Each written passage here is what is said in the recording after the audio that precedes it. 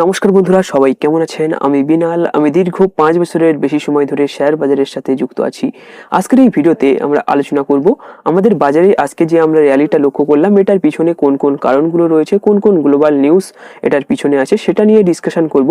তার সাথে সাথে আমরা আলোচনা করব কালকে আমাদের নিফটির এক্সপায়ারি আছে, কিভাবে আমরা এক্সপায়ারিতে ট্রেড করব সেটা নিয়ে ডিসকাশন করব, এবং ব্যাংক নিফটির ভিতরেও কিভাবে ট্রেড করব সেটা নিয়েও ডিসকাশন করব। তো ভিডিও শুরুর আগে সবাইকে রিকোয়েস্ট করব, যারা প্রথমবার ভিডিওটি দেখছেন অথবা এখনো পর্যন্ত চ্যানেলটিকে সাবস্ক্রাইব করেননি, দয়া করে চ্যানেলটিকে সাবস্ক্রাইব করে রাখবেন। আপনি এই চ্যানেল থেকে ট্রেডিং সম্পর্কিত যাবতীয় তথ্য সম্পূর্ণ ফ্রিতে আপডেট পেয়ে যাবেন। তো আসুন দেরি না করে ভিডিওটি এবার আমরা শুরু করি। তো আজকে বাজারে উত্থানের পিছনে অনেকগুলো কারণই উঠে আসছে। তো আসুন দেখে নিই কোন কোন কারণগুলো এখানে রয়েছে। তো ফার্স্ট এখানে যে রিজনটা উঠে আসছে, মার্কিন মুদ্রাস্ফীতির ইতিবাচক তথ্য। তো আসুন দেখে নিই কি বলছে।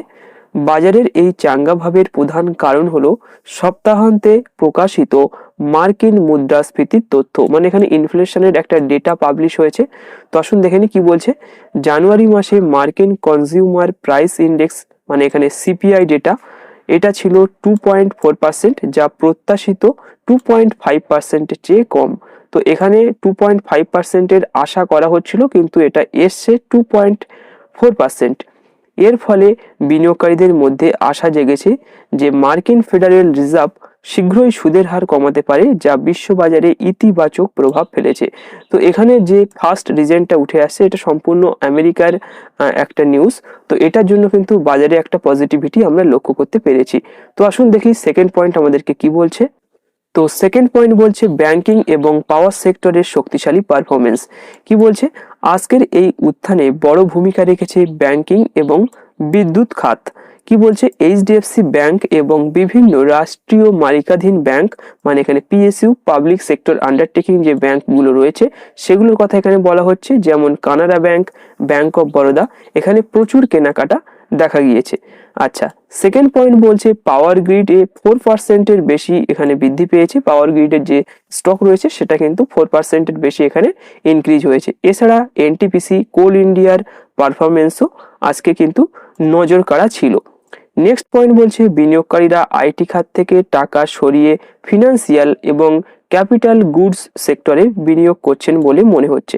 তো আইটি খাত থেকে কেন টাকা সরিয়ে নিচ্ছে, এটা কিন্তু আমি বারবার করে বলেছি যে আমেরিকা একটা বট তৈরি করেছে, এআই বট, যেটার কারণে সবাই ভাবছে যে এখানে সব কাজ এবার এআই বটে করে দেবে, ম্যানুয়ালি কাজ বাস কম হয়ে যেতে পারে কোম্পানির। সেই জন্য কিন্তু আইটি সেক্টরে পতন লক্ষ্য করা যাচ্ছে, এবং সেখানে সবাই সেল করে এখানে ফিনান্সিয়াল যে সমস্ত কোম্পানিগুলো রয়েছে এবং ক্যাপিটাল গুডস যে সেক্টর রয়েছে এটার ভিতরে কিন্তু সবাই ইনভেস্টমেন্ট করার চেষ্টা করছে।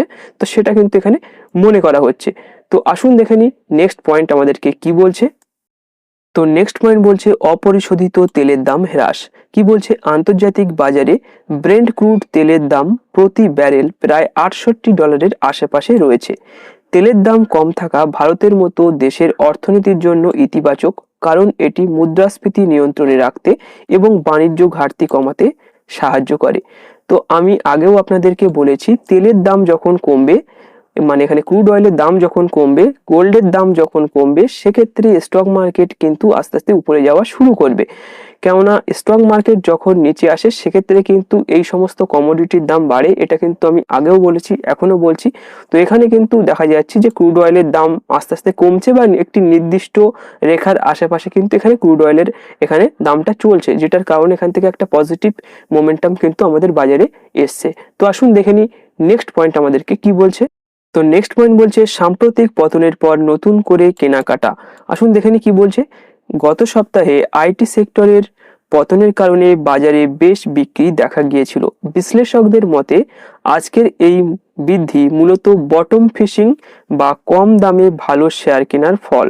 ব্লু চিপ শেয়ারগুলোর দাম যুক্তিসঙ্গত স্তরে নেমে আসায় বিনিয়োগকারীরা আবার বিনিয়োগ শুরু করেছেন। দেখুন এখানে এই আইটি সেক্টরের যে নিউজটা মার্কেটে মানে এসেছিল সেটার ফলে বাজারে অনেক বড় ধরনের আমরা এখানে ক্রাশ লক্ষ্য করতে পেরেছিলাম, এবং তার ফলে কিন্তু অনেক ব্লু চিপ কোম্পানির ভেতরেও ভালো ধরনের ক্রাশ এখানে হয়েছিল।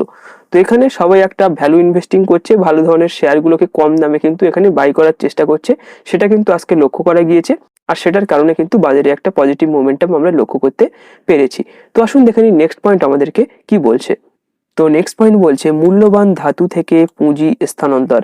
কি বলছে, সোনা ও রূপোর দামে আজ বড় পতন লক্ষ্য করা গেছে।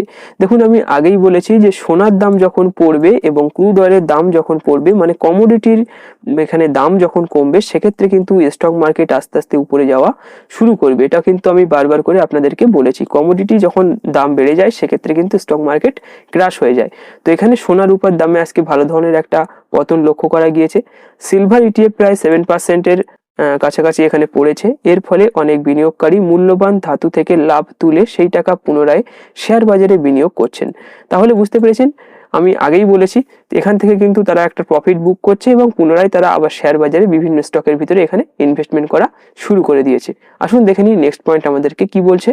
তো আমরা এখানে যদি সূচকের উপরে একটু নজর রাখি, সেক্ষেত্রে আমরা দেখতে পাবো এখানে সেন্সেক্স 83,295 পয়েন্টে এখানে ক্লোজ করেছে এবং এখানে 814 পয়েন্ট কিন্তু এখানে পজিটিভে আজকে ক্লোজ হয়েছে সেন্সেক্স। এবং নিফটি ফিফটির কথা যদি বলা যায় সেক্ষেত্রে 25,650 এখানে ক্লোজ করেছে। 200 পয়েন্ট কিন্তু পজিটিভে এখানে নিফটি আজকে ক্লোজিং করেছে। তো এগুলোই ছিল আপাতত all over news, all over global news সহ আমাদের ইন্ডিয়ান যে সমস্ত নিউজগুলো রয়েছে সবকিছুই কিন্তু ডিসকাশন করে নিলাম। তো এছাড়া তেমন কিছু ফান্ডামেন্টাল নিউজ আর আপাতত নয়। এবার আমরা টেকনিক্যাল চার্টে নিফটি ফিফটি এবং ব্যাংক নিফটির মধ্যে কিভাবে ট্রেডিং করব সেটা নিয়ে ডিসকাশন করব। তো আসুন একবার দেখে নিই। তো আমি এখানে নিফটি ফিফটির চার্টটি ওপেন করে নিয়েছি। এখানে আমি উইকলি ক্যান্ডেলস্টিক হিসেবে একবার দেখবো যে এখানে কেমন ক্যান্ডেলস্টিক বানিয়েছে।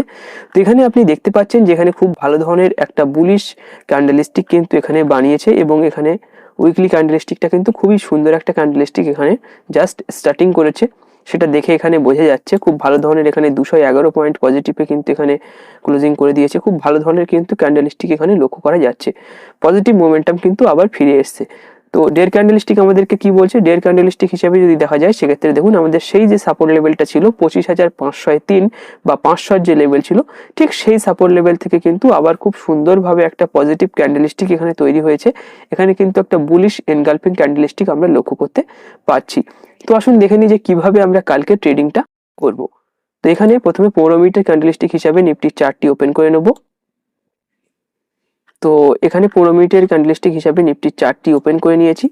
দেখুন এখানে খুব ভালো ধরনের কিন্তু এখান থেকে একটা র্যালি লক্ষ্য করা গিয়েছে। কালকে এই জায়গাটায় মানে মার্কেট এই জায়গাটায় কিন্তু ক্লোজিং করেছিল, তারপর দেখুন এখান থেকে কিন্তু একটা স্পাইক মেরে তারপর এই লেভেলটাকে কিন্তু ব্রেকআউট করে দিয়েছে। খুব ভালো ধরনের একটা বুলিশ ক্যান্ডেলস্টিকের সাথে কিন্তু এখানে একটা ব্রেকআউট করে দিয়েছে এবং তারপর প্রাইস ওপরে চলে গিয়েছে। তো কিভাবে ট্রেডিং করব আসুন সেটা একটু সংক্ষেপে এখানে জেনে নিই। তো দেখুন এই যে লেভেলটা রয়েছে এটা কিন্তু একটা রেজিস্ট্যান্স লেভেল রয়েছে, ঠিক আছে। এই যে লেভেলটা রয়েছে এটা কিন্তু একটা রেজিস্ট্যান্স লেভেল রয়েছে। এখান থেকে প্রাইস দেখুন এই লেভেলটা থেকে কিন্তু প্রাইস রিজেকশন হয়েছে। এটা কিন্তু একটা রেজিস্ট্যান্স লেভেল রয়েছে। রেজিস্ট্যান্স লেভেলটা রয়েছে এখানে 25,700 কিন্তু একটা রেজিস্ট্যান্স লেভেল এখানে লক্ষ্য করা যাচ্ছে। তাহলে কিভাবে আমরা ট্রেডিং করব আসুন দেখে নিই। এখানে আমাদের দুটো কন্ডিশন রয়েছে এখানে ট্রেড করার। তো এখানে ফার্স্ট যে কন্ডিশনটা রয়েছে সেটা হচ্ছে, দেখুন এখানে 25,700 যে রেজিস্ট্যান্স লেভেলটা রয়েছে, এই রেজিস্ট্যান্সের এই যে রেজিস্ট্যান্স রয়েছে এই রেজিস্ট্যান্সটিকে যদি ব্রেক করে দেয় বা ব্রেকআউট করে দেয় এবং এটার উপরে 25,700 উপরে যদি কোনো ধরনের একটা বুলিশ ক্যান্ডেলস্টিক এখানে ক্লোজিং করে দেয়, সেক্ষেত্রে কিন্তু এই লেভেলটায় আমরা লং করতে পারি।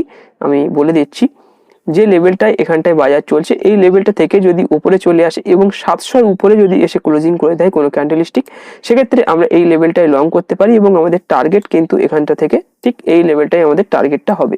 মানে এখানে 25,800 কাছাকাছি 807 কাছাকাছি কিন্তু এখানটায় আমাদের টার্গেট হবে। দেখুন এখানে কিন্তু একটা গ্যাপ রয়েছে, আপনি নিশ্চয়ই দেখতে পাচ্ছেন এখানে একটা গ্যাপ রয়েছে, এখানে কিন্তু একটা গ্যাপ রয়েছে।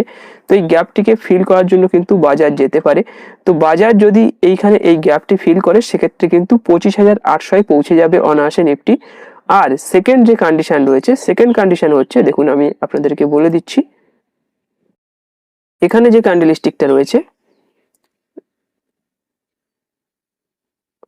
আমাদের এখানটায় যে ক্যান্ডেলস্টিক রয়েছে, এখানে আমরা যে ক্যান্ডেলস্টিকটা এখানটায় দেখতে পাচ্ছি, এখানে যে বুলিশ ক্যান্ডেলস্টিকটা রয়েছে লেভেলটা হচ্ছে 25,660 কাছাকাছি। লেভেল হচ্ছে 25,660 কাছাকাছি।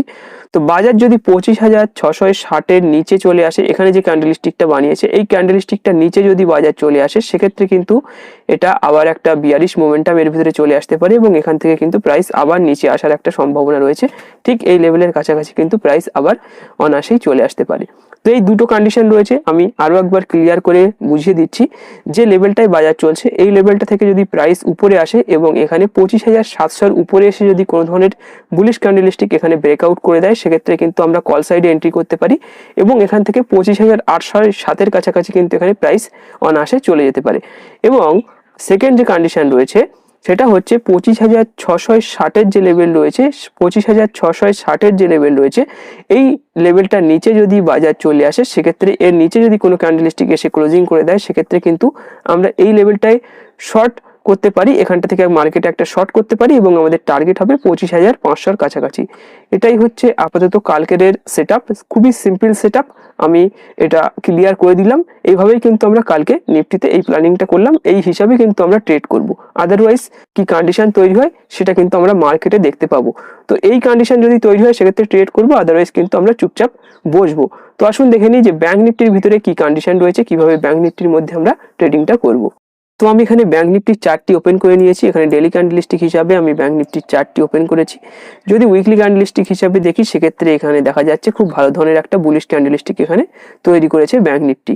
আর ডেইলি ক্যান্ডেলস্টিক হিসাবে দেখলেও এখানে বোঝা যাচ্ছে খুব সুন্দর একটা বুলিশ ক্যান্ডেলস্টিক, কিন্তু এখানে এই যে রেজিস্ট্যান্স লেভেল ছিল আমাদের, রেজিস্ট্যান্সটা ছিল আমাদের 60,900 কাছাকাছি, কিন্তু এখানটায় আমাদের রেজিস্ট্যান্স ছিল, এটাকে কিন্তু ব্রেকআউট করে দিয়েছে। তো আসুন দেখে নিই সিম্পলি কিভাবে আমরা কালকে ট্রেডিংটা করব। তো প্রথমে 15 মিনিটের ক্যান্ডেলস্টিক হিসাবে আমরা এখানটায় চার্টটিকে ওপেন করে নেব। তো দেখুন এখানে যে লেভেলটা রয়েছে এটা কিন্তু অল টাইম হাই এর কাছাকাছি এখানে ব্যাংক নিফটি চলছে। তো এখানে আমরা কিন্তু কোনো ধরনের শর্ট পজিশন ওপেন করব না, কেননা এখানে খুব ভালো ধরনের কিন্তু একটা মোমেন্টাম এখানে ব্যাংক নিফটির মধ্যে লক্ষ্য করা যাচ্ছে। দেখুন যে লেভেলটায় বাজার চলছে ওই লেভেলটাতেই আমরা বাই করতে পারি এবং আমাদের স্টপ লস যে লেভেল থাকবে সেটা কিন্তু 800 কাছাকাছি থাকবে, মানে এখানে 60,800 যে লেভেল রয়েছে এই লেভেলটাই কিন্তু আমাদের এর নিচে স্টপ লস থাকবে এবং এখান থেকে কিন্তু আমরা উপরের দিকে এখানে একটা কল সাইডে এন্ট্রি করতে পারি। 1:2 রিস্ক রিওয়ার্ড রেশিও হিসাবে কিন্তু আপনি এখানে ব্যাংক নিফটিতে একটা ট্রেড করতে পারেন। এখানে কিন্তু একটা কল সাইড মোমেন্টাম এখানে লক্ষ্য করা যাচ্ছে ব্যাংক নিফটির মধ্যে। যে লেভেলটায় বাজার চলছে এই লেভেলটার উপরে কিন্তু আপনি বাই করতে পারেন, মানে এখানে 60,900 উপরেই কিন্তু আপনি বাই করতে পারেন। আর এখানে আমাদের স্টপ লসটা কিন্তু 800 কাছাকাছি থাকবে, আর এখান থেকে কিন্তু আপনি কল সাইডে এন্ট্রি করতে পারেন। 800 নিচে যদি চলে আসে সেক্ষেত্রে কিন্তু আমরা কোনো ধরনের এন্ট্রি আর করবো না, এখানে কিন্তু আবার নেগেটিভ সাইডে বাজার চলে আসতে পারে। তো এটাই একদম খুবই সিম্পল ব্যাংক নিফটির সেটআপ। ব্যাংক নিফটির ভিতরে বুলিশ মোমেন্টাম লক্ষ্য করা যাচ্ছে, সেই জন্য এখানে কিছু আমরা জটিল কোনো কমপ্লেক্স কোনো এখানে কাজবাজ করবো না, খুবই সিম্পল ভাবে কিন্তু মার্কেটে আমরা ট্রেডিংটা করব। তো আশা করি আপনি বুঝতে পেরেছেন যে নিফটির ভিতরে কি কন্ডিশন রয়েছে, ব্যাংক নিফটির মধ্যে কি কন্ডিশন রয়েছে, কিভাবে আমরা ট্রেড করব, অল ওভার গ্লোবাল মার্কেটে কি সেন্টিমেন্ট চলছে, সবকিছু আজকের ভিডিওতে ডিসকাশন করলাম। তো আজকের এই ভিডিওটি এখানে শেষ করব। ভিডিওটি ভালো লাগলে অবশ্যই ভিডিওটিকে লাইক করবেন, বন্ধুদের সাথে শেয়ার করবেন এবং আপনি যদি আমাদের ইউটিউব চ্যানেলে প্রথমবার ভিজিট করেন সেক্ষেত্রে অবশ্যই চ্যানেলটিকে সাবস্ক্রাইব করে পাশে থাকবেন। ধন্যবাদ।